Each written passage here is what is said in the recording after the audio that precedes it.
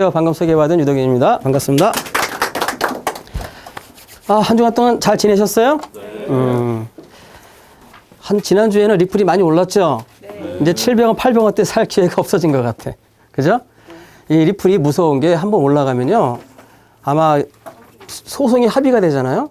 그럼 5분, 10분 안에도 막 500, 1000씩 막 올라갈 거예요. 그걸 목격하게 될 겁니다. 그때는 들어가고 싶어도 못 들어가니까 정말 제가 강조합니다. 지금 기회입니다. 하여튼 현금 생기는 족속 사들이세요. 아시겠죠? 네. 아직 두 분이 안 오셔가지고 일단 다른 얘기 좀 하고 시작할게요. 우리가 이 강사들한테 핸드폰 다 지금 다 무음으로 해주시고 저 강의하는데 뒤에서 얘기하시는 분 있다 그래가지고 내가 깜짝 놀랐어. 내가 다 지목해서 창피해 줄 겁니다. 여러분들 강사들한테도 많은 그 강사들끼리 얘기하는 게 있는데 그 급이 있다 그래요. 급. 저 사람은 3급 강사야. 저 사람은 2급 강사야. 저 사람은 1급이야. 저 사람은 특급이라는 얘기가 있거든요. 근데 이제 3급 강사는 뭐냐면 그 내용을 자기가 숙지하기 바빠가지고 사람들이 알아듣든 모르든 지만 떠드는 사람들. 그게 3급 강사래요. 2급 강사는 완전히 소화를 해가지고 의사 전달은 잘해.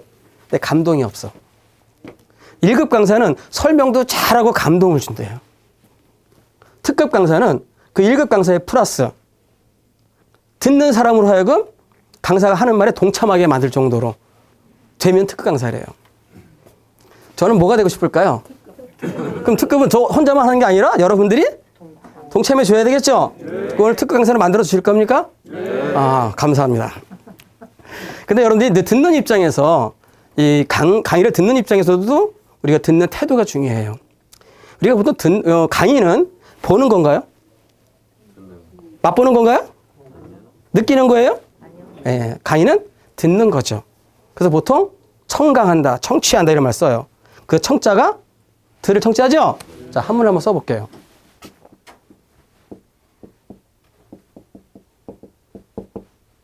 이렇게 쓰거든요. 들을 청자를. 자, 이 청자를 잘 분석해 보니까 이게 귀자예요. 귀자. 내가 들을 때는 왕의 귀로 들어라요. 왕의 귀로. 왕된 귀로. 그 다음에 눈을 볼 때는 이게 열십자에다가 이 눈목자를 눕히는 거거든요. 10개의 눈으로 뚫어지게 쳐다보라는 얘기예요. 그 다음에 어떤 마음? 하나된 마음으로.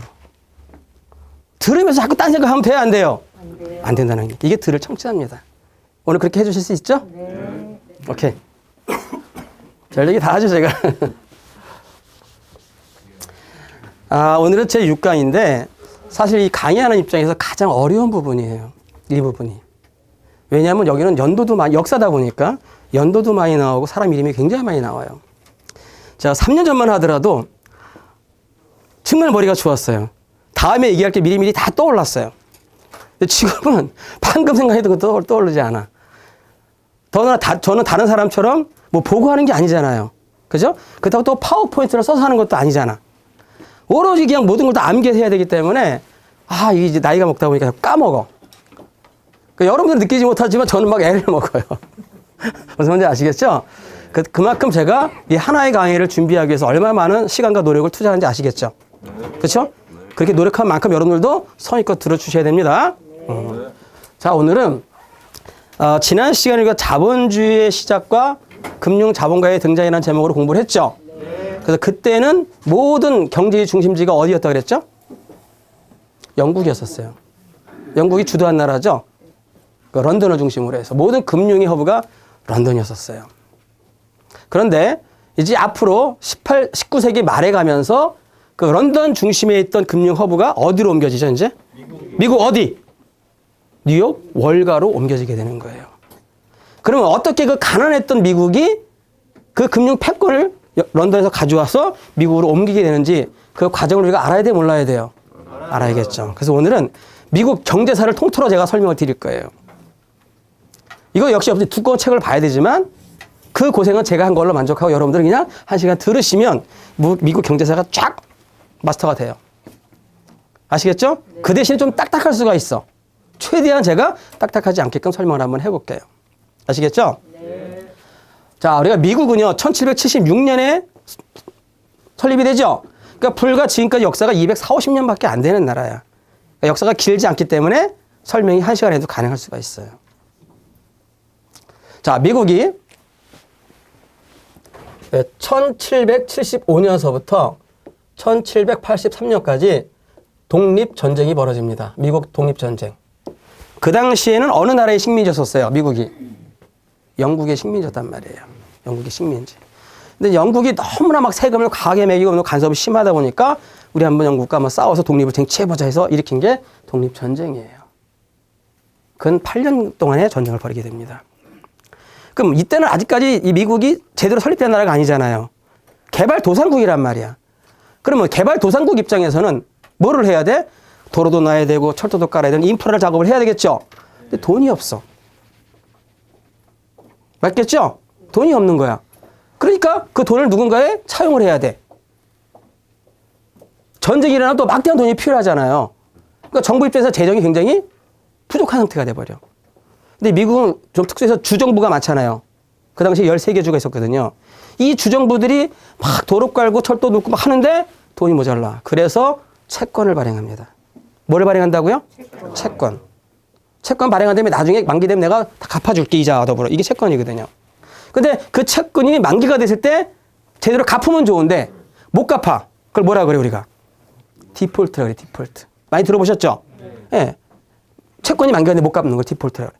근데 이 미국 주정부가 아주 빈번하게 이게 일어나는 거야. 미국 역사는요, 끊임없이 계속 금융공황이 일어납니다. 금융이 계속 와요. 개척을 하던 시기다 보니까. 자, 그래서 그 많은 채권을 이제 발행하는데 그 채권을 주로 누가 사줬을까요? 미국 사람들은 돈이 없어. 그러니까 영국의 금융자본가들이 그 채권을 다 사줘. 그 중심에 누가 있다? 로스차일드가 있는 거예요. 근데 이 채권을 갖다가 자꾸 못 갚으니까 디폴트가 오다 보니까 미국은 독립한 후에 두 개의 파로 나눠져요. 바로 초대 대통령인 조지 워싱턴 아시죠? 이 조지 워싱턴은 연방주의자야. 이게 이제 초대. 그 다음에 3대 대통령인 토마스 제퍼슨. 들어보셨나요? 우리 그 달러에 사진 올라가 있죠? 뭐 몇 달러인지 모르겠지만.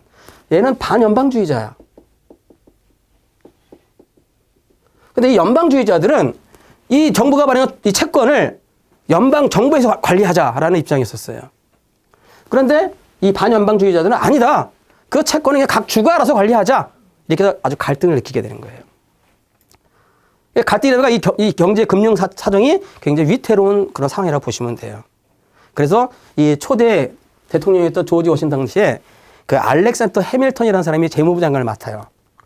이 사람이 이 미국의 화폐에 대한 가치를 올리고, 근데 미국의 금융시장을 안정시키기 위해서는 뭔가 미 합중국 은행이 필요하다는 것을 주장하게 돼요. 뭐가 필요하다고요?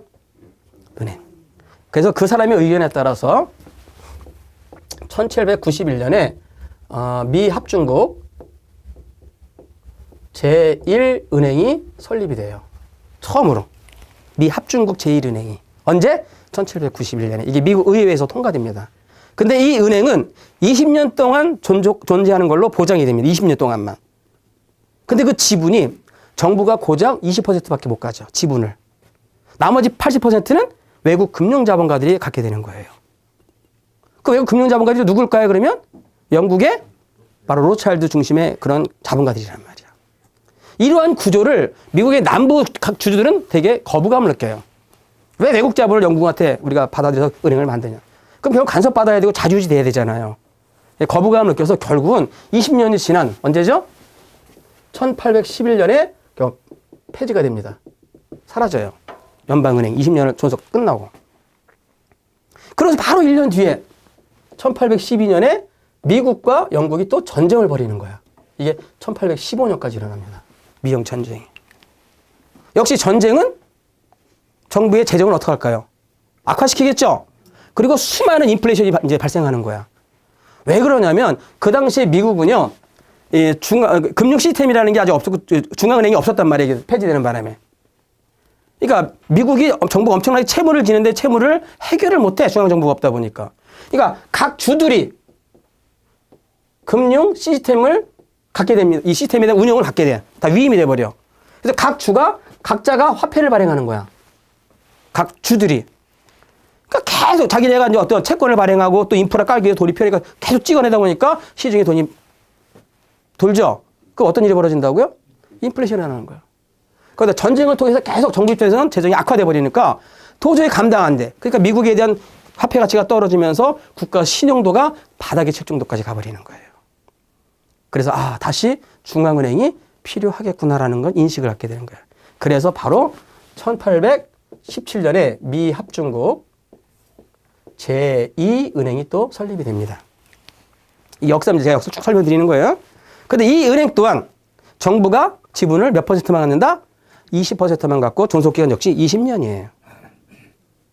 20%는 정부가 갖고 나머지 80%는 민간 자본을 통해서 출자를 받아요. 한마디로 주식회사 성격을 갖는 거죠. 근데 이것 또한 반대파들이 있을까 없을까요? 있겠죠.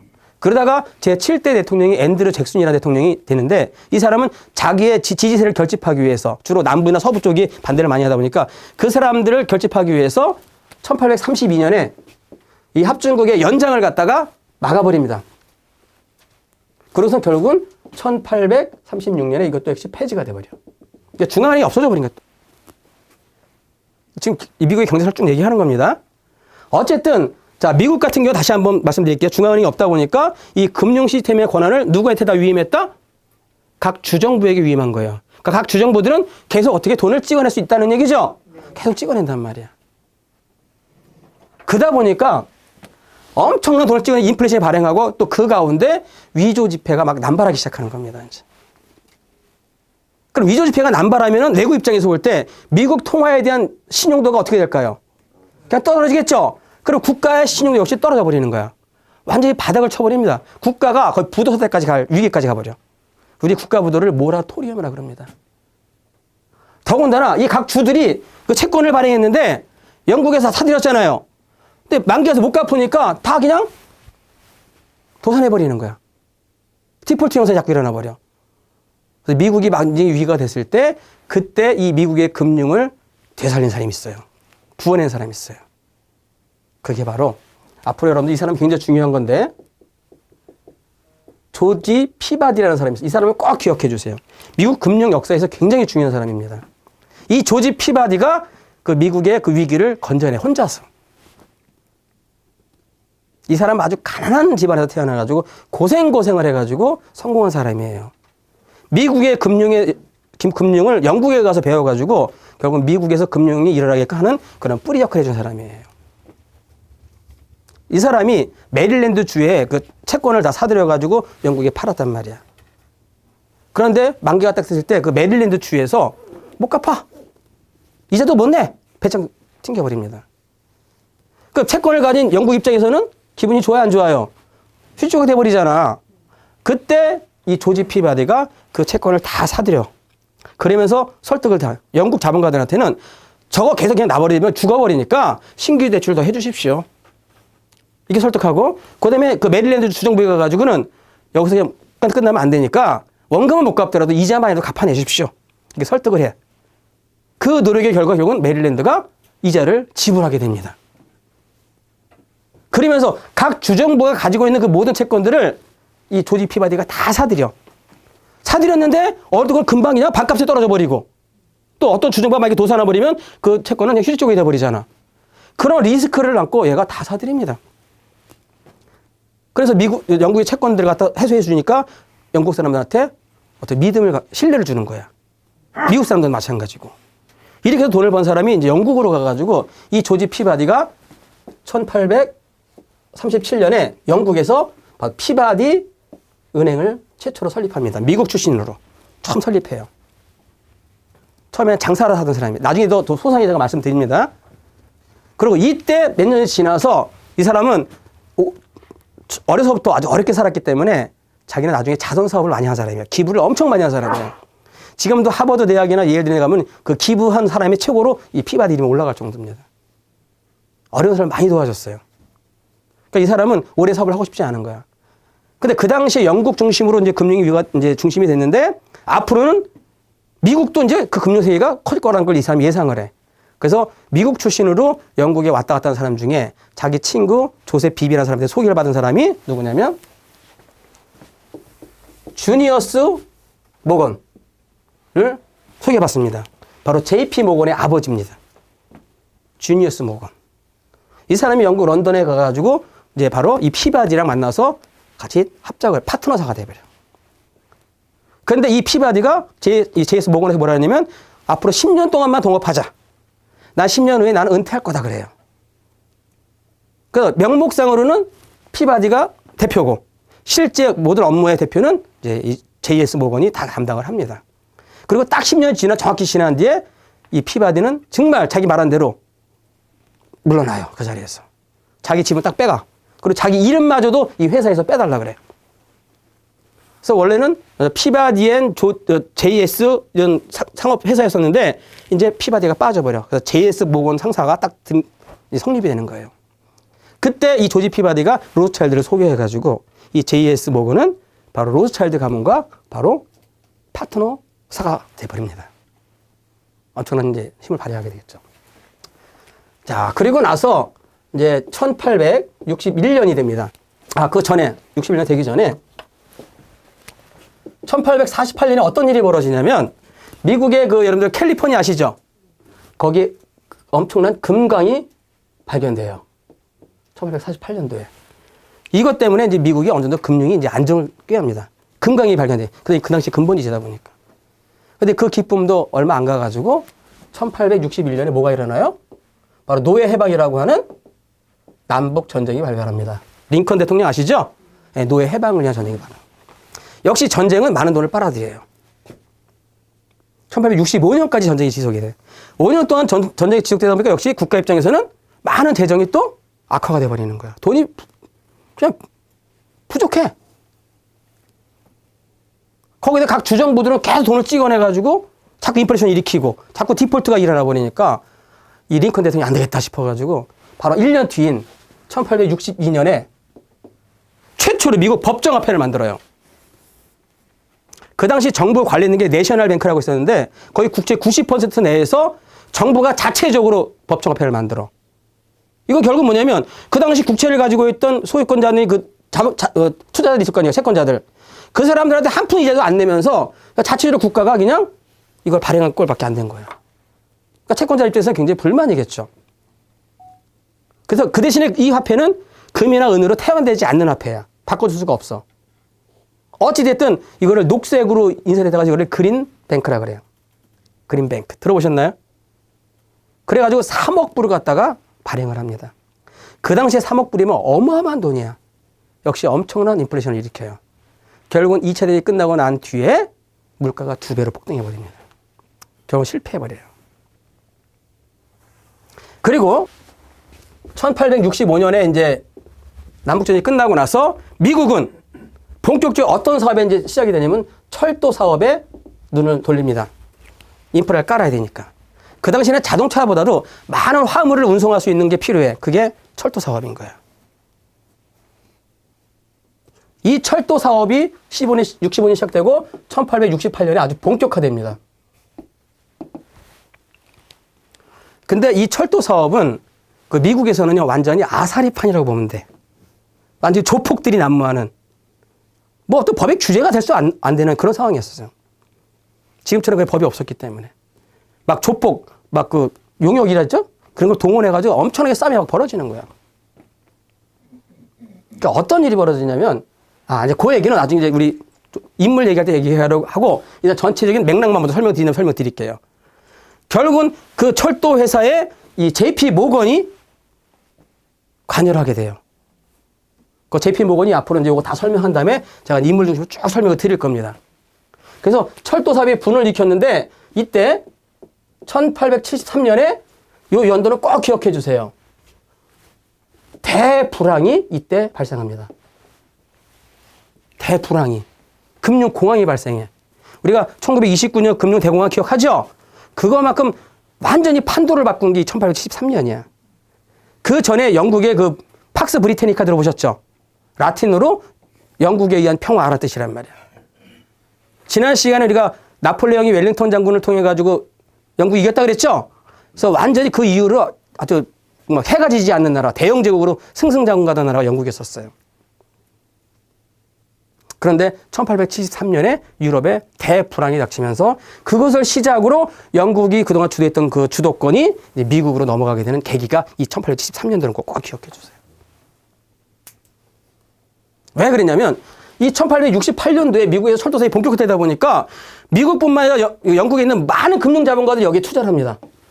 엄청난 투자가 들어와요. 근데 그 투자금 가운데 부실 채권들이 무진장만이 껴있는 거야. 부실 채권, 부실 투자가. 즉 원금과 이자를 못 갚는 그런 채권들이 많아지는 거예요. 이런 일이 벌어지니까 영국 정부에서 돈을 다 회수합니다. 시중에 있는 돈을 다 빨아들이는 거야. 어떤 일이 벌어져요? 시중에 돈이 안 돌아. 그걸 우리가 신용경색이라는 말을 씁니다. 우리가 2008년도에 서브프라임으로 인한 금융위기 배웠죠? 최근에 이 코로나로 인한 회사 채발 금융위기. 여기는 신용경색으로 인한 금융위기가 발생한 겁니다. 유럽 전 세계를 완전히 초토화시켜버려요. 이때 이런 신용경색으로 인해 시중에 돈이 안 돌다 보니까 어떤 일이 벌어져요? 막 각 은행들이나 회사들이 다 도산해버리는 거야. 그래가지고 1873년 4월 8일 날 오스트리아의 주식이 그냥 대폭락해버려요. 그해 같은 날 9월 18일 날은 미국의 제이콥 은행과 노던 퍼시픽 철도회사가 파산해버립니다. 그리고 뉴욕 증시가 완전히 바닥에까지 폭락해버리는 사건이 1873년이야. 그리고 디플레이션이 계속 지게 돼요. 디플레이션이라는 건 뭐예요? 경기가 위축이 되면서 돈이 없는 거잖아. 그렇잖아요. 그러면 정부 입장에서는 돈을 많이 풀어가지고 빨리 또 이 경기를 운영을 해나가야 되는데 근본이자가 발목을 잡고 있는 거예요. 왜? 근본이자라는 것은 금 보유량 만큼만 돈을 찍어내는 거잖아. 근데 금이 한정돼 있어. 시중에 지금 돈 유동성이 필요한데 금이 한정돼 있다 보니까 돈을 못 찍어내. 이 발목이 잡히는 거야. 그래가지고 1890년에 셔먼 은 매입법을 갖다가 통과시킵니다. 은을 사주는 거야. 정부에서 한 달에 한 번씩 은을 매입해줘. 왜냐면 그 전에 1869년에 연변 남북전쟁의 대영웅이 누구냐? 그랜트 장군이 있었어요. 그랜트 장군. 남부에서는 리 장군이 있었고 북부에는 그랜트 장군이 서로 싸워서 하나 영웅으로 부상하죠. 근데 결국은 북부가 이기다 보니까 그랜트 장군이 국민한테 많은 신임을 얻게 돼. 그래서 18대 대통령에 당선이 됩니다. 이 그랜트는 당선이 딱 되자마자 미국 화폐가 너무나 가치가 떨어지다 보니까 화폐 가치를 제대로 한번 올려보자. 이런 목적을 갖게 되는 거야. 그래서 그때부터 뭐가 논의되냐면 근본이자에 대한 논의가 시작이 됩니다. 왜냐? 그 당시에 영국을 중심으로 한 모든 나라가 경제권이 이루어졌기 때문에 영국은 근본이자를 1819년부터 시작했다고 그랬잖아요. 그러니까 모든 국가가 영국을 따라간단 말이야. 그래서 미국도 거기에 걸맞추기 위해서는 우리도 근본이자를 갖다가 시작해야 된다. 그런데 그걸 반대한 사람은 누굴까요? 근본이자가 시작되면 은을 가진 사람, 은의 가치가 어떻게 돼요? 떨어지겠죠. 그런데 저 서부 지역에는 은광이 굉장히 많아. 서부 지역에는.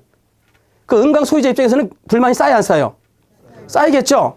그래서 이 1860년 그린백이라고 하는 아까 그 화폐가 나오기 전에는 미국은요. 복본이자가 중심이 됐었어요. 이 복본이자라는 것은 뭐냐면 화폐를 금과 은으로 태환할 수 있다는 거야. 금뿐만 아니라 은도 태환이 되는 거였었어요. 그런데 바로 요 시 1813년이 되면서 이제 근본이자가 본격적으로 논의가 되는데 이때 JP 모건을 중심으로 한 동부 지역의 금융자본가들은 근본이자를 주장하게 되고 서부 은강 중심의 사람들은 복본이자를 주장하게 되는 거예요. 이해되셨나요? 네. 그러다가 결국은 1873년에 근본이자 전환법이 통과가 돼버려. 그리고 1879년에 미국의 근본이자가 본격적으로 시작이 됩니다. 연도까지 다 외우고 있어요, 제가. 이러다 보니까 아까 말한 서부의 은강 소유자들이 불만이 폭증하겠죠. 그래서 그 성난 민심을 달래기 위해서 1890년에 바로 셔먼 은 매입법을 통과시키는 거예요. 은의 가치를 높여주는 거예요. 이해되셨나요? 그래서 정부 입장에서는 걔 성난 민심을 달래지만 은을 매입했으니까 또 그걸 담보로 해서 돈을 찍어내면 경색된 그 시장에 돈을 뿌릴 수가 있어 없어? 유동성을 확보할 수 있겠죠? 그러니까 그런 목적으로 시작을 했단 말이야. 그런데 결과는 어떤 일이 벌어져요? 정부의 금 유출만 가속시켜버리는 거야. 무슨 말이냐? 이제, 그래서 우리가 회장님이 은을 갖다가 이제 맡기고 화폐를 찾아갔어. 응? 근데 만기가 돼가지고 다시 이제 은을 찾아와야 되잖아. 근데 그때 만기가 돼서 돈을 갖고 가가지고 은을 찾는 게 아니라 금으로 바꿔버리는 거야. 왜? 금이 안정적이고 수익이 좋으니까. 그러니까 정부에 있는 금 유출량이 많아질 수밖에 없는 거예요. 그럼 미국 입장에서는 돈을 더 못 찍어내잖아. 그럼 계속 경기가 위축될 수밖에 없는 거예요. 미국 농산물도 값이 올라가 폭등해버리질 않나. 계속 미국 경제가 위축되다 보니까 거기다 미국 재정이 바닥에 나버려.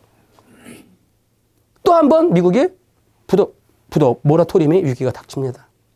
그런데 그걸 또 건진 사람이 JP 모건이야. 이 은 매입법으로 인해서 재정이 악화된 정부는 또 국채를 계속 발행할 수밖에 없어요. 국채를. 그럼 또 그걸 누가 사줘야 돼? 돈 있는 영국 사람들이 사줘야 돼. 근데 그걸 중간에 역할하는 게 바로 JP 모건인 거예요. JP 모건이 중간에 서가지고 미국 국채를 영국 런던 금융상황에 다 팔게 해줍니다. 그래서 미국을 건져내 또. 이해되셨어요? 그 JP 모건은 이 미국 경제사에서 빼놓고는 얘기가 안 되는 사람입니다. 그래가지고 결국은 1890년부터 쭉 해가지고 또 한 번 1893년에 또 한 번 금융위기가 와. 이때 많은 철도 회사들이 다 거의 도산할 정도가 돼버려요. 철도 회사, 은행, 엄청난 도산을 하게 되는 거야. 이거를 역시 건진 사람이 또 JP 모건이야. 그러다가 결국은 1907년에 또 한 번 대규모 금융공황이 옵니다. 금융공황. 미국에. 이거는 이제 구리광산을 통해서. 이거를 해결하면서 1913년에 FRB가 설립이 되는 거예요. 이거 역시 누가 했다? JP 모건이. 이게 바로 미국 경제사의 흐름이에요. 그렇게 많지 않죠? 이 연도를 갖다 예전에 금방 외웠는데 요즘에는 한참 봐야 돼, 내가. 이런 전체 흐름 속에서 이제 여러분들이 이 JP 모건에 대해서 지금부터 공부를 하는데 이 사람이 이 미국의 하나하나에 다 개입해. 한마디 우리나라 경제사의 근대사를 이끈 사람이 박정희, 정주영, 이병철 할 수 있죠? 그 세 사람을 다 묶을 정도의 엄청난 힘을 발휘한 사람이 이 사람이에요. JP 모건을 빼고서는 미국 경제사를 얘기할 수가 없다. 이 사람으로 인해서 런던 중심의 금융 패권이 어디로 왔다? 월가로 옮겨지게 되는 거예요. 자, 그럼 지금부터 제가 JP 모건의 설명을 드리는데 이 JP 모건의 뿌리부터 우리가 알아야 돼요. 아까 JP 모건의 아버지가 누구라 그랬죠? JS 모건, 주니어스 스펜서. 그 다음에 그 아버지는 또 요셉 모건. 또 그 위에 할아버지는 마이스 모건. 이렇게 있었는데 이 사람도 원래 영국에 살다가 그 할아버지, 그 마이스 모건이 미국으로 이민을 합니다. 200여 년 전에. 근데 이 사람은 우리는 막 열심히 내가 고생고생 돈을 벌었잖아요. 얘네들은 태어나자마자 금수저야. 아예 돈을 갖고 있는 집안이에요. 그래서 그 JP 모건의 아버지 주니어스 모건의 그 아버지가, 그러니까 모건으로부터 할아버지죠. 할아버지가 죽을 때 남겨준 유산이 그 당시에 100만 달러야. 그 당시 100만 달러면 지금 수백조입니다. 지금 환율로 따지면. 그러니까 태어날 때부터 돈을 갖고 태어난 집안이야. 그냥 아예 금수저인 거야. 이해되셨어요? 네. 그래서 이 주니어스 모건은 이제 미국 사람이지만 영국에 진출을 해가지고 거기서 사업을 시작하다가 바로 아까 말한 이 조지 피바디를 만납니다. 이 조지 피바디. 이 사람을 만나면서 사실은 이 JP 모건가가 만들었다고 해도 과언이 아닙니다. 다시 말씀드려 이 조지 피바디는 그 미국의 코네티컷이라는 조그만 마을에서 가난한 사람으로 태어나. 부모님은 일찍 여입니다. 그러니까 나이가 어느 정도 됐을 때 어떤 상점의 점원으로 일하다가 장사에다 눈을 떠가지고 형이랑 조그만 가게를 하나 차려. 그 당시에는 이제 뭐랄까는 그 옷도 직접 만들고 뭐 이렇게 커튼 같은 거 직접 만들어서 파는 그런 일이었는데 그걸 하면서 돈을 모으기 시작합니다. 근데 불이 났어. 그래서 볼티모어로 이사가, 필라델피아로 이사 가다가 이제 돈을 모아. 이제 메릴랜드 주에서 시작해서 얘가 이제 머천트 뱅크라는 은행을 설립합니다. 거기서 뱅크는 은행이지만 실제로 은행이 아니라 은행 역할을 하는 그냥 안에 그냥 뭐랄까 조그만 기업 회사라고 보시면 돼. 무슨 말인지 아시겠죠? 머천트가 상인이잖아. 그러니까 상인을 대상으로 해서 물건을 사고 팔면서 중간에 수수료를 받는. 우리가 장사를 하다 보면 어떻게 물건 사고는 돈도 있어야 되잖아. 그죠? 이런 일을 하다가 내가 시야를 한번 넓혀보자 그래가지고 이제 영국 런던에 갑니다. 가다 보니까 그 영국 세상은 미국 세상과 완전히 결이 다른 거야. 수준 차이가 너무 나는 거야. 무슨 딴 세상 같은 거야. 그러니까 이 사람이 무역을 하다 보면은 물건 대금을 미리 선납도 해야 되고 여러 돈이 필요하겠죠.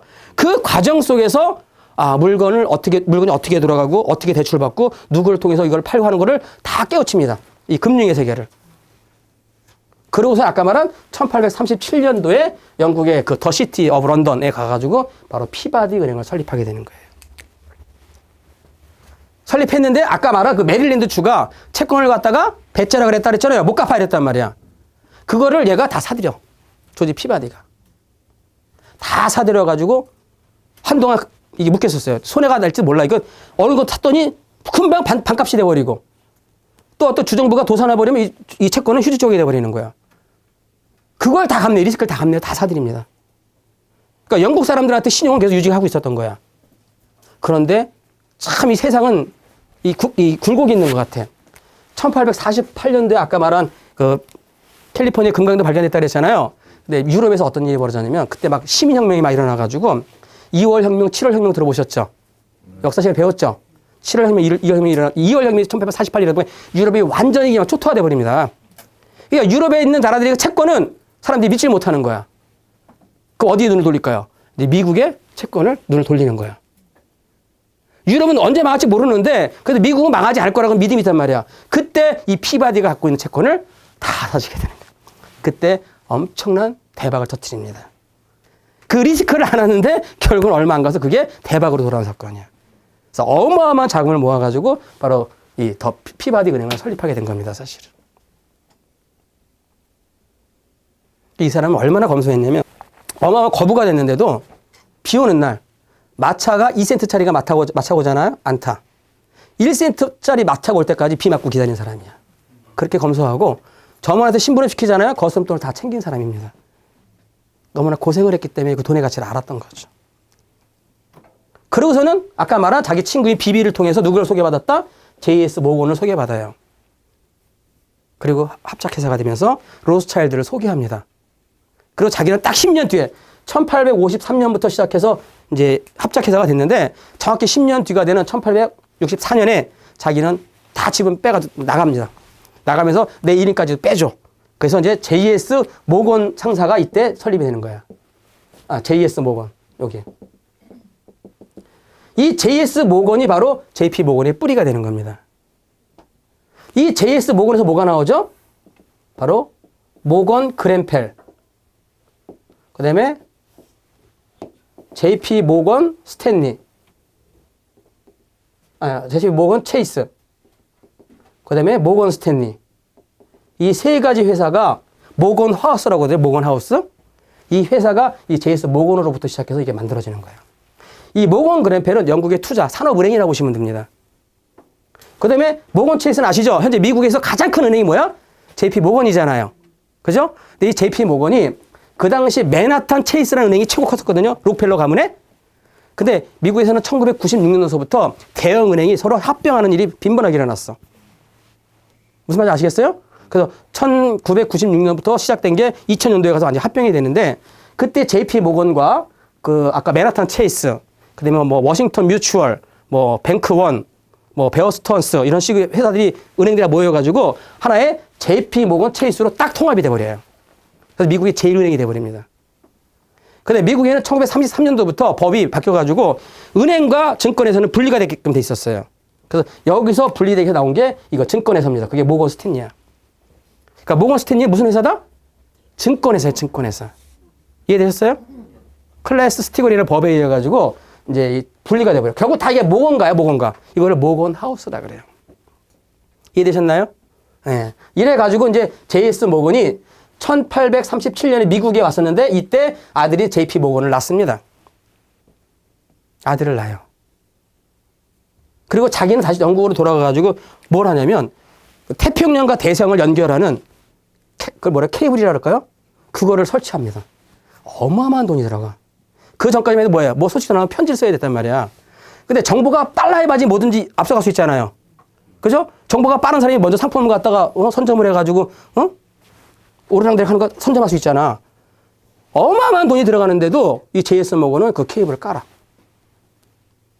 그리고 나서 이제 JP 모건은 그 영국 학교, 잉글랜드 그 스쿨을 갖다 초등학교 졸업하게 하고, 그 다음에 프랑스 가서 또 공부시키고, 대학은 독일의 괴팅겐 대학을 졸업하게 합니다. 예나 지금이나 이 부자들은요, 자기 아들을 갖다가 만약 상속자로 여겼으면은 전 세계 여행을 시켜요. 견문을 넓히기 위해서. 대부분 귀족들이 다 그랬습니다. JP 모건도 그런 과정을 겪어요. 근데 이 JS 모건 아버지는 이 JP 모건의 성격을 알아.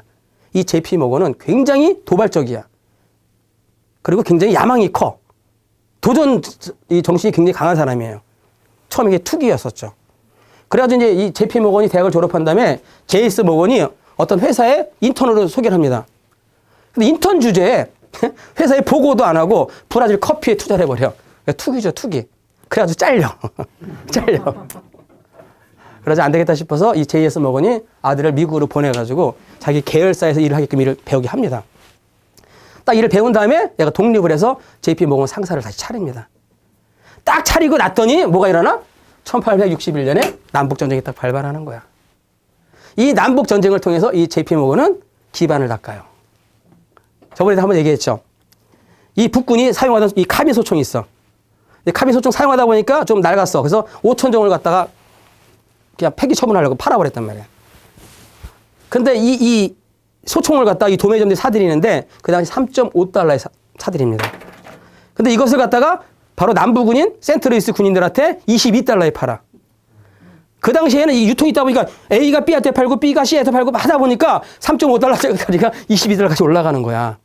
근데 그 도매점한테 계속 딜을 하라고 자금을 대준 고리대금을 한 게 JP 모건이야. 어마어마한 돈을 벌어들입니다. 3.5달러짜리를 22달러에 팔았으니까. 거기다가 금을 가지고 또 엄청난 돈을 벌어요. 남북 전쟁이 이러다 보니까 이 전세에 따라서 금이 올라갔다 내렸다 이게 막 반복이 되는 거야. 5년 동안. 그러니까 전쟁이 질 것 같으면 금이 떨어지겠죠. 이길 것 같으면 금이 올라간단 말이야. 그러면 만약에 북군이 좀 질 것 같아. 그 북군에 있는 금을 다 사들여. 올라가면 또 팔아.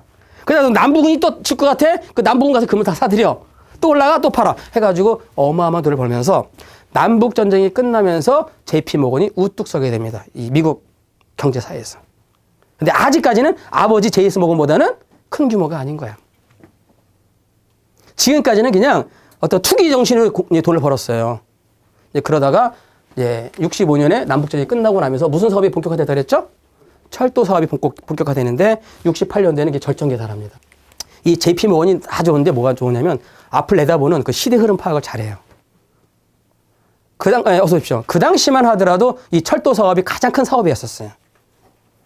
개발을 하다 보면 많은 물자를 운송해야 되잖아. 그때 운송수단이 철도가 가장 컸거든. 근데 아까 제가 말씀드렸죠? 철도 사업은 그 당시 뭐다? 아사리판이다. 조폭들이 그냥 용역되다가 싸움이 벌어지는 거야. 엄청나게 많은 이 철도 회사가 있다 보니까 그 당시에는 이 법이라는 게 없다 보니까 자기네가 각자 철도를 다 놔. 근데 그 철도가 회사별로 규격이 다 틀려. 어디는 규격이 1.5m 하면 어디는 1.2m 다 틀린단 말이야. 그러면서 엄청난 싸움이 벌어져. 막 뻑하면 싸움이 벌어지는 거야. 폭력배 동원해가지고. 그러다가 이 램지라는 사람이 있어요. 램지. 이 사람이 철도 사업권을 땁니다. 대주주가 되는 거예요. 그런데 그 옆에 제이 피스크라는 사람이 있고 앤드 제이 굴드라는 이 두 사람이 있었어요. 이 두 사람 간에 싸움이 벌어져. 주주 싸움이야. 그러니까 이 제이 굴드는 누구냐면 한마디로 이 철도 세계에서 주모광, 조폭왕이라고 보면 돼. 근데 이 램지가 철도 사건을 따서 돈을 버니까 얘가 나 저거 따다가 내가 철도 붙이고 돈을 벌겠다는 생각을 해가지고 싸움을 벌입니다. 이제 주주 싸움을 벌이는 거야. 이때는 이 규모가 크다 보니까 주주들이 엄청 많았었거든요. 그래가지고 어떤 일이 벌어지냐. 자기 철도에다가 자기의 그 주주들 다 태웁니다. 몇백 명을 다 태워가지고 각 회사들이 그냥 막 달리는 거야. 그냥 막 서로 자랑하려고. 그러니까 어떤 일이 벌어지냐면은 자, 노선 있잖아요. 지네 마음대로 정하는 거야. A라는 회사가 노선이 막 일로 가면 좋은데 여기가 B가 있어서 그럼 B가 이제 이렇게 가잖아요. 그럼 내가 이렇게 해서 같이 노선을 같이 정해버려. 그러면서 서로 이 운송비 인하를 갖다가 출혈 경쟁을 해버리는 거야. 노선 경제, 중복 경쟁을 막 해버리다 보니까 완전히 아사리판이 돼버리는 거죠. 이거를 중재할 만한 이 기관이 없었던 거예요. 그러니까 수시 싸움이 벌어져. 그러다가 이 램지하고 얘네가 둘이 싸움을 벌어지면서 엄청난 폭행 사업이 일어납니다. 뻑함이 일어나는 거야. 그래서 주정부에서 와가지고 했는데도 해결이 안 돼. 그래서 소송까지 갑니다. 근데 이때 이 램지가 그 당시 철도회사의 큰 대주주면서 많은 돈을 갖고 있는 누구에게 손을 내미냐면 JP 모건한테 손을 내밀어요. 당신이 우리 이 주주 문제를 좀 해결해 주시고 만약에 소송 가서 재판할 때 당신의 그 인맥을 동원해가지고 그 소송을 우리가 이기게끔 해 주십시오. 하고 손을 내밀어요. JP 모건이 받았을까 안 받았을까요? 네, 그 손을 잡습니다. 결국 JP 모건의 힘으로 해결이 되고 소송을 이겨요, 램지가. 그때 이 JP 모건은 그거에 대한 보상을 돈으로 받지 않고 나를 이 철도회사의 이사로 임명해 주시오. 그러면 이사로. 그러니까 금융계 인물이 처음으로 산업계의 이사로 바로 진출하는 계기가 되어버립니다. 그러니까 JP모건은 원래부터 돈이 있던 사람이 없던 사람이야. 있던 사람이니까 돈도 많고 이사다 보니까 또 많은 사람들이 또 달라붙어. 그게 엄청난 힘을 갖게 되는 거예요. 그러다가 아까 말한 것처럼 1873년에 대불황이 일어나고 1893년에 또 대본이 일어났다 그랬죠? 이때 철도회사가 이제 완전히 그냥 서로 자기 살 까먹는 출혈 경쟁하면서 다 전멸 위기가 돼버려. 거의. 폭삭 망할 정도가 돼버립니다. 그럼 나라 입장에서는 그 사람이 망하면 돼요? 안 돼요? 안 되잖아. 더군다나 여기 철도회사 많은 채권을 가지고 있는 게 JP모건이야. 그때 JP모건이 어떻게 했냐면 그 많은 철도회사 사장들을 갖다가 자기 요트에 다 태웁니다. 그리고 뭐라고 협박을 하냐면 당신들 합의를 봐. 합의 못 볼 때까지 요트에서 못 내려. 이래버린 거예요. 그 요트 내에서 합의를 봐야 돼. 그러니까 어떻게 합의를 보느냐. 예를 들어서 아까 말한 같은 직에 노선이 가면은 서로 가격 인하 경쟁을 할 거 아니야. 그럼 서로 제작 깎아먹는 거야. 그러니까 만약에 A라는 사람이 노선이 이게 유리하면 B라는 사람 여기에 그럼 양보하십시오. 어? 이렇게 서로 중재를 하는 거란 말이야. 그러면 A가 만약에 B의 회사가 다 이걸 인수를 하려면 돈이 필요하잖아. 돈이 없어. 그걸 또 채권을 발행해. 그 채권을 주고받는 과정 속에서 이 JP모건은 수수료를 따먹는 거야. 그 수수료가 어마어마해. 그걸 우리가 뭐라 하면 인수합병이라고. 인수합병. 그런 식으로 몇 개만 하더라도 어마어마한 돈을 벌었는데 그 당시에 철도회사가요. 미국에 200개가 넘었어요. 완전히 아사리판이야. 규격도 틀리고. 그때 JP모건이 그 요트에서 다 정리를 해가지고 그 200개의 기업을 9개의 기업으로 다 정리해버립니다. 어마어마한 부를 거머쥐게 돼. 그리고 이때 이 철도회사의 그 철도왕을 우리가 벤더빌트라는 사람이 있어요. 우리가 미국에 보면은 뭐 카네기 철강왕, 그 다음에 뭐 벤더빌트 철도왕 이렇게 많이 나오잖아요. 이 사람이 철도회사의 왕이 벤더빌트야. 이 벤더빌트가 1877년에 죽는데 그 사람의 주식을 이 JP모건이 뉴욕 시장이 런던 시장에 아주 고가로 팔아주는 그런 또 능력을 발휘합니다. 그래서 많은 신임을 얻게 돼가지고 철도 회사들은 JP모건 중심으로 똘똘 뭉치게 돼요. 그래서 9개 회사로 정리가 돼버립니다. 놀랍죠? 그 한 사람의 역할이 굉장히 중요한 거예요. 그러다가 이제 이 철도가 만약에 부설되잖아요. 그럼 그 철도역에는 반드시 뭐가 같이 들어오면 전신소가 같이 들어와. 전신소가. 정보가 빨라야 되니까. 그 전신소에 그 당시 미국에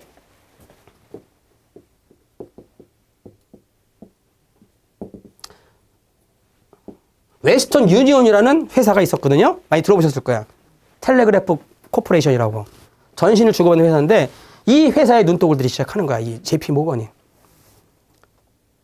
근데 왜냐면 전신이 이 정보를 가장 주고받기 때문에 하여튼 정보를 빨리 하는 게 무조건 성공한다는 걸 알고 있었던 거예요. 그래가지고 여기 가봤더니 여기에 누가 있었느냐. 바로 토마스 에디슨이 여기 있었던 거예요. 토마스 에디슨 아시죠? 그 전기 기사로 있어요. 기사로. 근데 JP모건이 딱 보니까 이 사람이 연구하는 게 전구가 이게 앞으로 엄청난 영향을 발휘할 것 같아. 그래가지고 이 사람한테 $30,000,000를 연구 개발비로 지원합니다. 에디슨 독립해서 이 사무실 만들어주고 1878년도에. 그래서 정확히 1년 뒤에 1879년 8월 21일 날 여러분들 그 JP모건 건물이 뉴욕 월가에 그 23번가에 있어요. 스트릿가와 에비뉴가 만나는 모퉁이에 있다 그래가지고 더 코너라 그래. 모퉁이. 근데 이 더 코너가 고유명사야. 미국에서 월가 더 코너 그러면 그거는 JP모건 건물로 다 알고 있어요. 거기에 최초로 전구가 설치가 되고 에디슨이 직접 스위치를 누릅니다. 전구가 직접 이제 만들어진 거야. 그리고 나서 제너럴 일렉트릭사를 설립을 해. JP모건이. 그러면서 $300,000,000를 다시 투자를 합니다. 그중에 $250,000,000를 에디슨한테 줘. 그리고 전구에 대한 그 발명품에 대한 특허권을 제가 받는 거야. 무슨 말인지 이해되셨어요?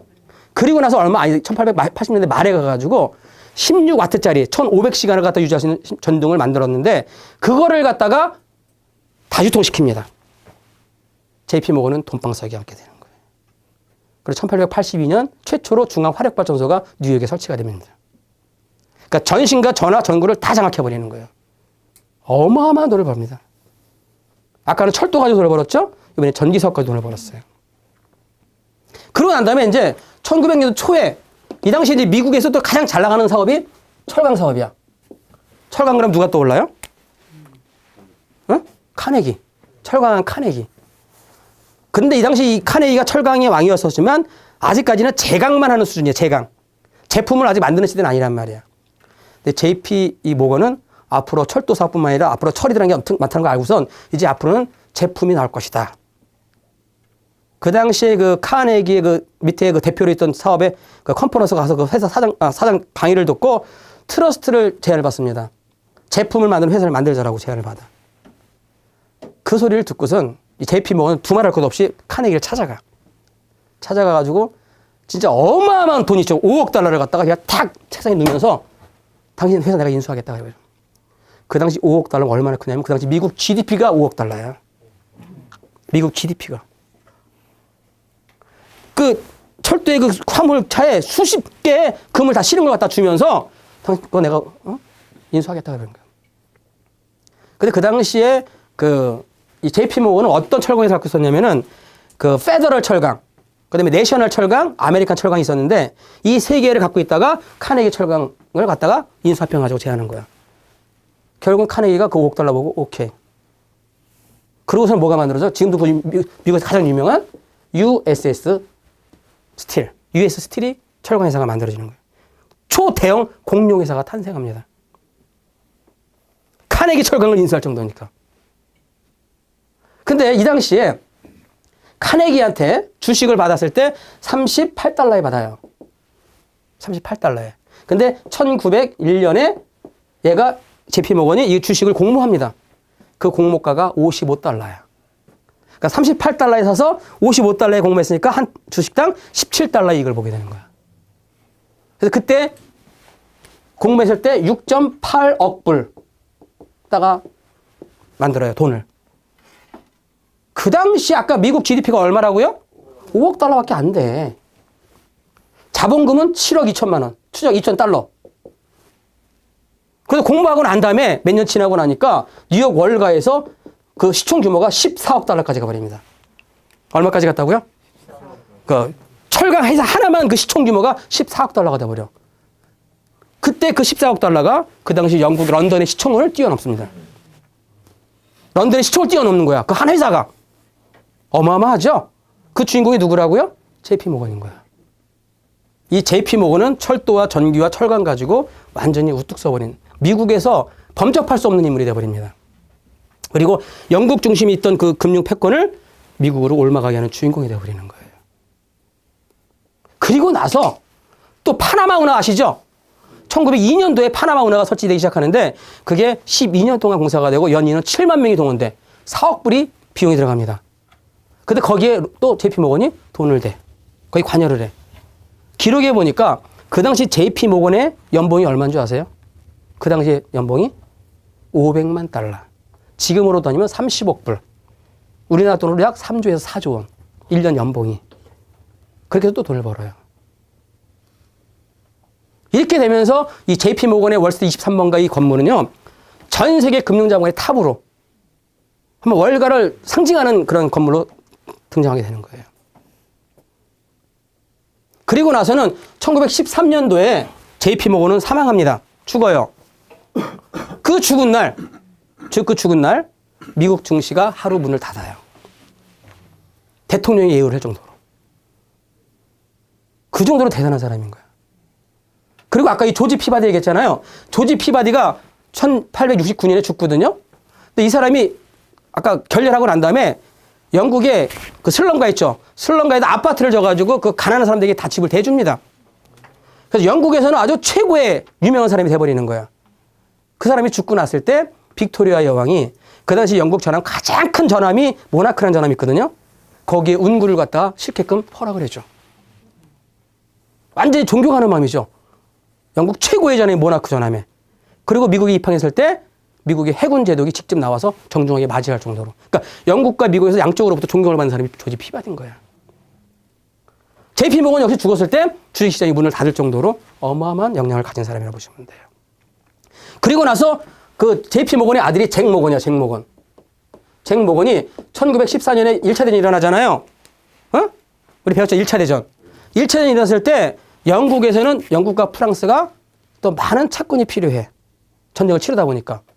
그때 이 잭 모건이 바로 자유채권이라고 하는 전시 채권 공모를 해가지고 약 15억 달러를 갖다 지원해 줍니다.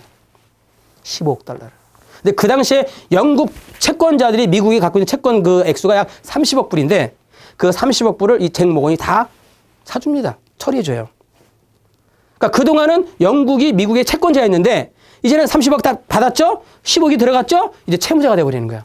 미국이 채권자가 되고 바뀌어버립니다. 이제. 그 당시 또 화학의 왕이 또 듀퐁 가죠. 듀퐁의 그 화학물자, 군수물자로 또 30억 불이 또 지원이 돼. 그러면서 이제 영국의 그 주도권은 이제 완전히 미국으로 넘어가게 된 일이 벌어져 버리는 거예요. 1873년 요게 굉장히 중요해. 영국의 주도권이 미국 월가로 넘어가는 이런 일이 벌어져요. 자, 시간이 많이 지났네.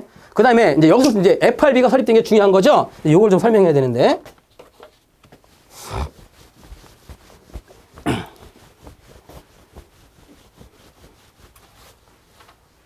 좀 어렵죠, 이야기가. 재밌어요? 재밌어요? 네, 이야기가 이해하시면 돼. 자, 미국은 끊임없이 금융공황이 일어났다 그랬죠? 자, 1907년도에 또 엄청난 금융공황이 발생합니다. 자, 이걸로 인해서 이제 FRB가 설립되기 시작하는 거예요. 자, 1907년도에 어떤 일이 벌어졌냐면 미국의 많은 작은 은행들이 굉장히 많았거든요. 수천 개가 있었는데 그 은행들이 그 지급준비제라고 하죠. 내가 예를 들어서 만약에 100만 원을 내가 저축을 했어. 그럼 일정 부분 남겨놓고 대출시키잖아요. 근데 그때 지급준비율이 1%밖에 안 돼. 100만 원을 저축하잖아요. 그러면 999만 원은 대출해주고 1만 원만 갖고 있는 게 은행이. 그러니까 이 고객들이 몇 명만 와서 딱 돈을 찾잖아? 그럼 뱅크런, 은행이 도산하는 그런 아주 위험한 시기였었어요. 거기다가 금리가 0%까지 떨어졌죠. 그 당시에. 0%까지. 근데 그 당시에 그 미국 이제 개발도상국이다 보니까 산업 개발 막 하다 보니까 철강도 많이 필요하지만 구리가 굉장히 많이 소요되는 그런 시기였었어요. 그래서 미국의 구리 강산 사업이 굉장히 컸었어요. 그때 그 구리 광산 그 유나이티드 코퍼 컴퍼니라는 그 대형 구리 회사 연합회사에 그 하인츠라는 사람이 회장을 있었어. 근데 이놈이 금리가 낮아지니까 이제 잔머리를 굴리는 거야. 야, 요거 은행에 대출을 이빠이 떼에다가 주식을 사가지고 꼭대기까지 올린 다음에 팔아먹으면 큰 돈 되겠다라는 잔머리를 굴리기 시작해. 그래가지고 은행이라는 곳에 다 대출을 받습니다. 그래서 주식값을 막 올리는 거야. 근데 그 돈이 약간 모자랐어. 올라가다가 멈칫하면서 갑자기 뚝뚝 떨어지기 시작하는 거야, 이제.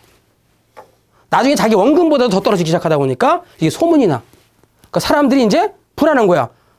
그러면 그 하인츠가 대출받은 은행들도 결국은 부실 채권일 거잖아요. 그 은행이 망할 것 같아. 그럼 내 돈 찾아야 돼 하면서 사람들이 줄 서가 돈을 찾기 시작해. 그래서 뱅크런 사건이 일어나면서 그 당시에 몇천 개의 은행과 기업들이 도산하게 되는 거예요. 엄청난 금융공황입니다. 그 당시에 중앙은행이 있어서 없었어요. 없다 보니까 누구도 이걸 대책이 없는 거야, 그냥. 속수무책인 거야. 그때 JP모건이 딱 등장해서 미국 자기 그 월가 23번가에 자기 사무실에 많은 신탁회사 은행장들과 대표들을 다 초청을 합니다. 그러면서 합의를 봐. 자기가 가진 돈 가지고 그 당시에 뉴욕 증권거래소가 도산하는 거 갖다가 돈 대주고 그 다음에 뉴욕시에서 월급을 못 준 것까지 돈도 대주고 많은 구제금융을 하면서 자기 돈을 투자합니다. 그러면서 그 당시에 대출 1원도 못 받은 거를 얘는 연 10%만 딱 받고 다 대출을 해주는 거야. 100% 이자를 내도 돈을 못 빌리는 시대에 10% 이자 준다 그러니까 완전 얘는 신처럼 떠받들게 돼. 미국 사람들이. 우뚝 서게 되는 거야. 그러니까 JP모건이 딱 나서니까 그해 6월 달에 이 금융시장이 안정이 돼버리는 거야. 마치 약속이 난 듯이. 완전히 JP모건은 완전히 그냥 대통령보다 더한 인물로 딱 등장하게 되는 거예요. 대단한 용기죠. 잘못하면 자기 돈 다 투자했을 때 날릴 수가 있었단 말이야. 근데 그 용기, 그 투자하는 그 공격적인 그 투자 성격이 이걸 성공시킵니다. 물론 그 뒤에 누구 돈이 있었겠을까요? 다 로스차일드 돈이 대부분 있었다는 얘기죠. 돈이 있으니까 못한 게 없었던 거예요, 사실. 그리고 나서 이제 많은 사람들이 이제 더 이상 안 되겠다. 진짜 중앙은행이 필요하다는 게 인식이 쫙 됩니다. 너무나 금융공황이 자주 일어나다 보니까. 그때 JP모건은 많은 그 경제학 교수들이나 많은 그 어떤 그 뉴욕의 힘 있는 인플루언서들을 만나가면서 중앙은행에 대한 필요성을 막 역설하게 돼. 언론을 통해서도 막. 그러다가 1910년 10월 달에 뉴욕에서 출발하는 열차가 있는데 거기 6명이 동석을 합니다. 새벽에. 그 사람이 어딜 가냐면 그 당시에 JP 모건의 비밀 저택에 도착을 해요. 거기서 얘네들이 10일 동안 회의를 합니다. 우리 중앙은행에 대해서 우리가 한번 설립을 한번 해보자. 그러니까 초안을 딱 만들었어. 만들고 나니까 다 자기가 이거에 대해서 우리 가문이 가장 큰 1등 공신이 하면서 자기네 그 가문의 이름을 써가지고 은행을 만들자고 막 하는 거예요.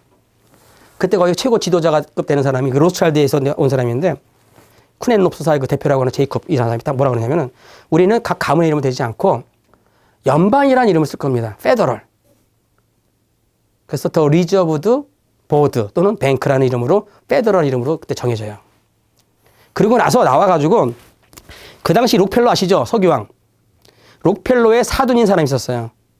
사돈이 그 당시에 굉장히 금융자본가였고 또 미국의 상원 의원이었어요. 올드리치라고. 이 사람을 갖다가 화폐위원회의 위원장으로 임명을 해. 그 사람으로 하여금 이제 은행에 대한 설립에 대한 전체 초안을 맡깁니다. 그때 올드리치는 영국으로 넘어가서 제가 지난번에 얘기했죠. 영란은행이 설립되는 그 과정을 다 공부합니다. 지난번 유대인들이 어떻게 그 윌리엄 공한테 그 은행 설립한 거 설명했죠? 똑같은 방식을 배워갖고 오는 거예요. 배워갖고 와가지고 1912년도에 그 전에 1910년도에 이 JP 모건은 또 누구를 만나냐면 그 당시 뉴 저지주의 그 교수로 있던 윌슨이라는 사람, 윌슨 대통령 아시죠? 윌슨한테 굉장히 그 사람이 우유부단한 사람이야.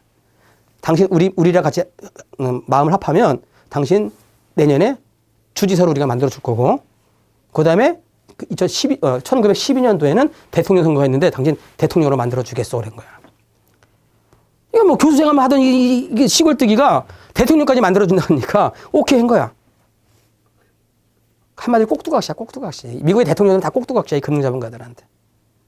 그래가지고 결국은 1912년 12월 23일 날 바로 FRB, 연방준비이사회라는 법안이 통과가 되고 윌슨이 바로 서명하면서 FRB가 설립됩니다. 그래서는 1914년 11월 달에 정식 오픈을 하게 된 게 FRB의 역사예요. 결국은 이 FRB를 설립한 1등 공신이 누구죠? JP 모건이에요. 근데 이 FRB에는 이 지분이 100% 민간 자본입니다. 정부 자원이 하나도 없어요. 100%야 다. 그러니까 일종의 주식회사야. 상업은행이야 그냥. 근데 우리는 대부분 FRB를 미국의 중앙은행으로 알고 있죠. 그렇죠? 근데 중앙은행은 국가기관이 아니야. 지금 전 세계 모든 나라 중앙은행이 다 국가기관인데 미국만 민간은행인 거야. 상업은행이야. 근데 그 은행이 전 세계를 지금 좌지우지해버려. 사실은 중앙은행이 아니라고 하지만 중앙은행의 성격을 다 가지고 있어요. 사실 내막을 보면은. 이 미국의 헌법에는 이런 게 기록이 돼 있어요. 미국 화폐에 대한 발행은 미국 의회에서 결정한다. 의회에서만. 그러니까 지네가 마음대로 돈을 찍어낼 수 있는 상황이 아닌 거야. 그러니까 다른 데는 금 보유량만큼 돈을 찍어냈잖아요. 근데 얘는 FRB는 그런 체제가 아니라 아까 영란은행과 똑같은 거야. 그 윌리엄 공한테 유대인들이 금 갖다 주고 뭘 받았어요? 화폐 발행권을 받았잖아, 발권을. 그래서 돈을 찍어내서 뿌려서 돈을 벌었잖아요. 똑같은 방식인 거야. 단 미국의 국채를 발행해. 국채를 매입하는 조건이야. 매입한 만큼 달러를 찍어내고 그다음에 연간 이자를 받는 시스템. 똑같은 거예요, 그게. 영란의 시스템하고. 이해되셨나요? 그래서 미국은 이 FRB가 뭐 주식회사라고 하는데 우리 주식회사 그러면 보통 주주가 있어요, 없어요? 주주들이 뭘 뽑아? 이사를 뽑죠? 이사들이 모이면 이사회라고 그러죠? 얘네들이 열심히 돈을 해가지고 수익을 내 안 내? 그럼 수익 낸 걸 갖다 주주들한테 배당을 줘야 안 돼요? 이게 주식회사 성격이잖아. 근데 FRB는 그런 성격이 아닌 거예요. 주주가 있어, 없어? 없어요. 그러니까 6명의 위원들로 돼 있고 14년의 임기를 갖고 있어요. 연임은 안 됩니다. 근데 그 이사나 의장을 누가 뽑아? 대통령이 뽑아요. 이게 이제 어떤 국가 권력과 연관된 거야. 그 국채를 발행하면은 이 국가 입장에서는 연 13%를 갖다 이자를 갖다가 이 FRB에 지급하게끔 법으로 돼 있어요. 그 중에 6%만 이 주주들한테 배당을 해줘. 6명이 여기에 60%를 차지하는 게 로스차일드, JP 모건, 록펠러가 60% 지분을 차지합니다. 그 수능 비치는 그 화폐 전쟁에는 그 최근에 그 뉴욕에 있는 연방준비은행에 대한 지분이 발표된 적이 있었죠. 그 중에 60% 이상이 다 얘네 세 가문이 다 차지하고 있을 정도입니다. 어쨌든 F8B가 속이 다르다는 거 아시겠죠?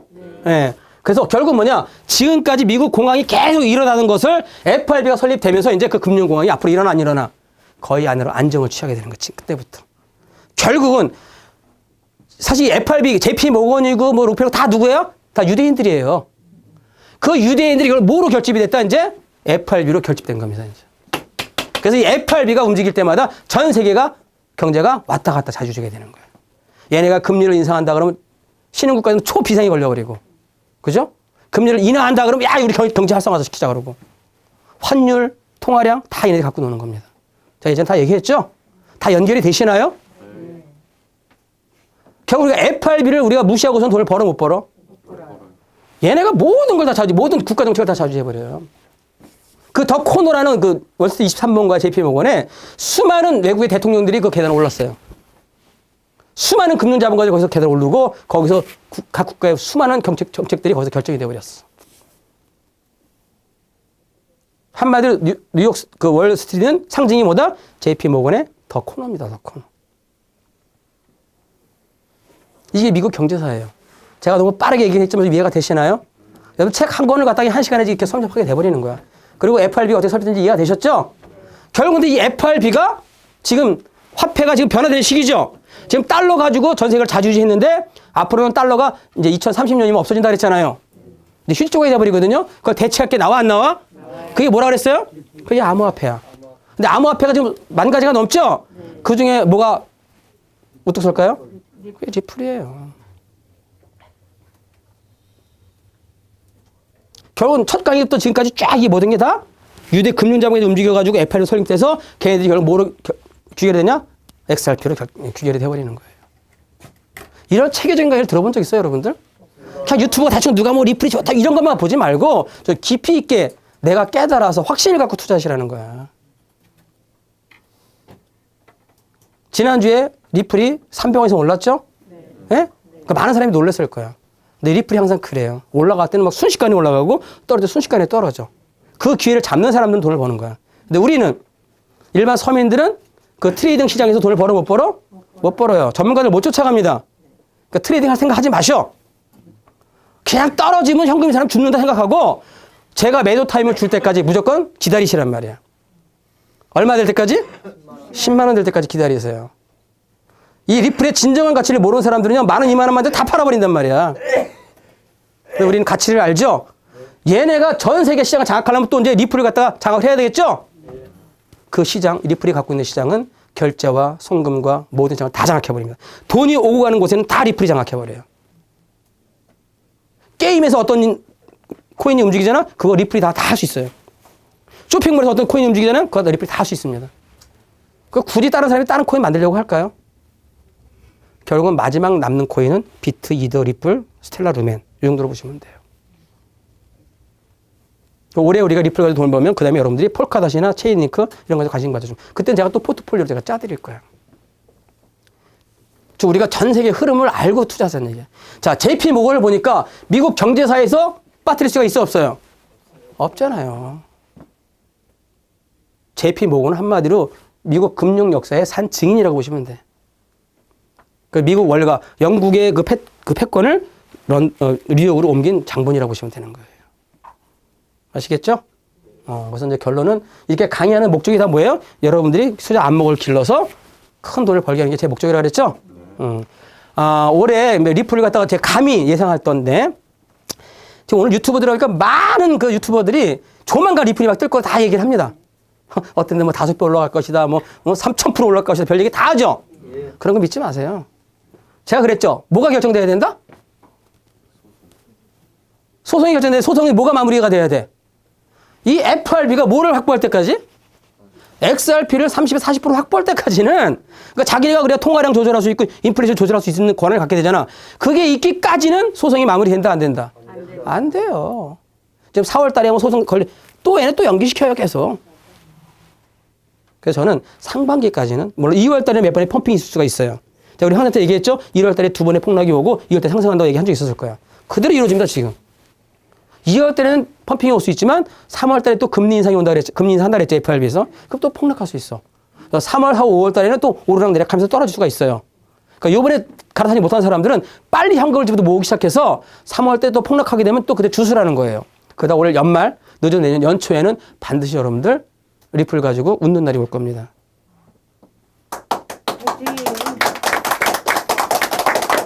네, 감사합니다. 야, 이렇게 떠들었는데 1시간 10분밖에 안 걸렸어요. 되게 길게 한 것 같은데. 뭐 질문할 거 있습니까? 전혀 너무 완벽한 강의였나요? 네. 사실은 저번에 얘기했지만 유명한 대학 교수들도 노트북이나 자료를 보고 강의하고 또 대부분의 강사들은 파워포인트를 보고하죠. 저는 하나도 보고하는 게 없어요. 처음부터 끝까지 다 제 머릿속에 있어야 돼요.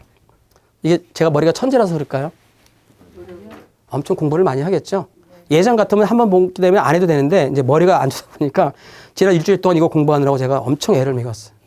2달 전에 했음에도 불구하고 이 연도 하나하나 사람 이름 하나하나 외우기가 쉬워요, 어려워요? 어려워요. 난 이렇게 노력을 하는데 여러분들 노력 안 하면 내가 힘 빠져 안 빠져? 살아 해도 뭐 안 사. 진짜 여러분들 4,000원, 4,000원, 5,000원 올라가면 못 사요. 1,000원에 샀던 사람이 3,000원, 4,000원 되었을 때 살아가는 못 삽니다.